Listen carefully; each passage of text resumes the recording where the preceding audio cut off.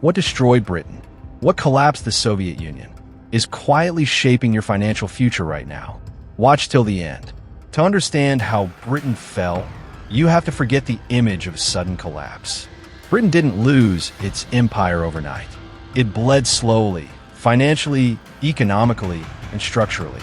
At its peak, Britain controlled 1/4 of the planet. India alone generated enormous wealth. British ships dominated global trade. London was the financial heart of the world. The pound sterling wasn't just money. It was trust. Countries held pounds the way countries today hold dollars. Britain believed this position was permanent. That belief was the first mistake. Stage 1. Military overextension. Britain's empire was massive, but expensive. By the early 1900s, Britain had military responsibilities on 6 continents: India, Africa, the Middle East, Southeast Asia, the Caribbean, Europe. Every colony needed soldiers. Every shipping lane needed protection. Every rebellion needed suppression. Maintaining global dominance meant constant spending. Then came World War I. Britain faced a choice: stay neutral and preserve the empire, or fight and risk financial ruin. Britain chose war. The cost was catastrophic. Britain spent more money in 4 years than it had in the previous century. To pay for the war, Britain borrowed, mostly from the United States. This is the key moment. The world's banker became the world's debtor. Let's talk about a modern example. Imagine a billionaire company that borrows heavily to win a legal battle. They win, but the debt permanently weakens them. Britain won the war, but the empire was already cracked. Stage 2. Currency trouble. Before World War I, the pound was backed by gold. That gold guaranteed trust. During the war, Britain shipped massive amounts of gold to the U.S. to pay for weapons, food, and supplies. By 1918, Britain's gold reserves were nearly drained. But here's the mistake. Britain tried to pretend nothing had changed. In 1925, they restored the pound to its old gold value. The problem? The economy was weaker, but the currency was priced as if Britain was still dominant. That made British goods too expensive. Factories shut down. Exports collapsed. Unemployment surged. To defend the pound, interest rates were kept high. That crushed businesses and workers. Let's talk about a modern example. This is like a country keeping its currency artificially strong while wages and productivity fall, making its products unaffordable globally. By 1931, reality won. Britain abandoned the gold standard. The pound dropped sharply. Trust was broken. Stage 3. Debt spiral. Britain never recovered from World War I debt. Then came World War II. Another existential fight. Another choice: defend the empire or collapse immediately. Britain fought. The cost was even worse. By 1945, Britain owed more money than its entire annual economic output. Debt wasn't funding growth. Debt was funding survival. Interest payments consumed government budgets. Modern example. This is like a household using new credit cards just to pay interest on old ones. At this point, the empire was mathematically impossible to maintain. Stage 4. Loss of empire. Empires don't fall because people want independence. They fall because the center can't afford control. Britain simply didn't have the money. In 1947, Britain gave up India, the crown jewel. That alone destroyed the financial logic of the empire. Over the next 2 decades, Africa gained independence. The Middle East slipped away. Southeast Asia followed. Britain wasn't defeated militarily. It was priced out. Modern example. Think of a company forced to sell its most profitable divisions just to stay alive. Stage 5. Currency collapse. Once the empire disappeared, the pound had nothing supporting it.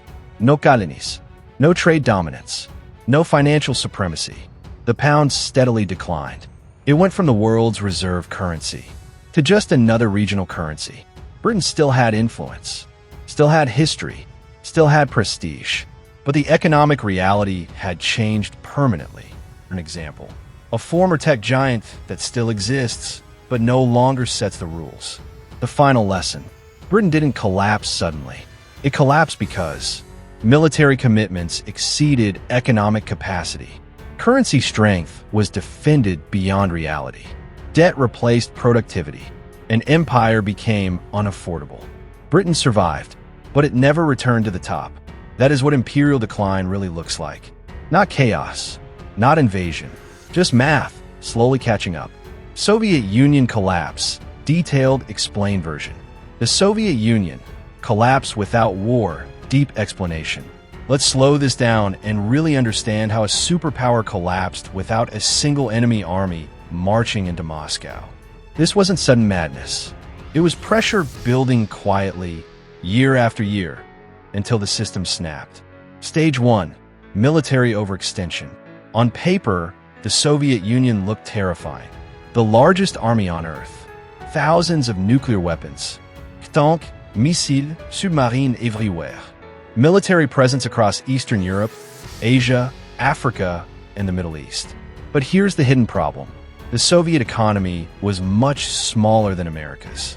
Yet the USSR was spending 15 to 20% of its entire GDP on the military. The United States spent around 5 to 7%. That's like two people running a race. One earns $100,000 a year and spends $10,000 on fitness. The other earns $40,000 and spends $20,000. Eventually, one of them breaks. The Soviet Union tried to match America weapon for weapon. More tanks, more missiles, more troops, more bases, space race, nuclear arms race. At the same time, they were fighting real wars. Afghanistan, their Vietnam, funding Cuba, supporting regimes in Africa and Asia, propping up Eastern European governments. The military didn't just cost money. It consumed the best engineers, factories, steel, fuel, and talent. Those resources were no longer available to improve daily life. This is the first crack. Stage 2. Economic stagnation. Here's what most people don't realize. The Soviet Union didn't suddenly collapse in the 1990s. Its economy stopped growing in the 1970s. For almost 20 years, nothing improved. Factories produced low-quality goods. Technology lagged decades behind the West. Stores were empty. Long lines for bread, milk, and basic items. No incentives to work harder or innovate. Why? Because the system was centrally planned. That means the government decided what to produce, how much to produce, at what price, where it goes. There was no reward for efficiency, no punishment for failure. If a factory failed, it still got funding. If it produced garbage, it stayed open. Real-world example. Imagine a phone company forced to keep making outdated phones because the government says so, while Apple and Samsung keep innovating. That's what happened to the USSR. By the 1980s, Soviet computers were obsolete. Cars were outdated. Electronics were useless. Even agriculture failed. A country with some of the best farmland on Earth had to import grain. That's economic decay. Stage 3. Currency failure. The ruble looked like money, but it wasn't real money. It couldn't be freely exchanged outside the Soviet Union. No one globally trusted it. Even worse, Soviet citizens didn't trust it either. If someone got access to dollars, they saved dollars. They traded in dollars. They bribed officials with dollars. The government itself had to buy foreign goods using gold, oil, hard currency, not rubles. Then disaster struck. In the mid-1980s, oil prices collapsed. Oil was one of the USSR's only real sources of foreign money. Suddenly, gold reserves started disappearing. Imports became impossible. The state ran out of usable money. This is like a household realizing, I have cash in my wallet, but no one accepts it anymore. That's when panic begins. Stage 4. Loss of empire. The Soviet Union didn't just control Russia. It controlled Eastern Europe, Poland, East Germany, Hungary, Czechoslovakia, Romania. These countries were held together by Soviet money, Soviet troops, fear. But by the late 1980s, the USSR was broke. It couldn't afford military suppression, economic aid, political control. So when Eastern Europe started rebelling, the Soviet Union couldn't stop it. The Berlin Wall fell. One country left, then another, then another. This was unthinkable just years earlier. Once the empire cracked, confidence vanished. Stage 5. Total collapse. From the fall of the Berlin Wall, in 1989 to December 1991. Only 900 days passed. That's it. The government ran out of money. The military couldn't be paid. The currency collapsed. The system stopped functioning. One day, the Soviet Union existed. The next day, it didn't. No invasion, no final battle, no nuclear war, just economic reality catching up. The lesson: the Soviet Union didn't lose to the United States in a war. It lost to overspending, a broken economy, a currency nobody trusted, an empire it couldn't afford. That's how modern empires collapse. Quietly, then suddenly. Which come in next empire after Soviet Union, and how and when? Because this is where people usually get confused.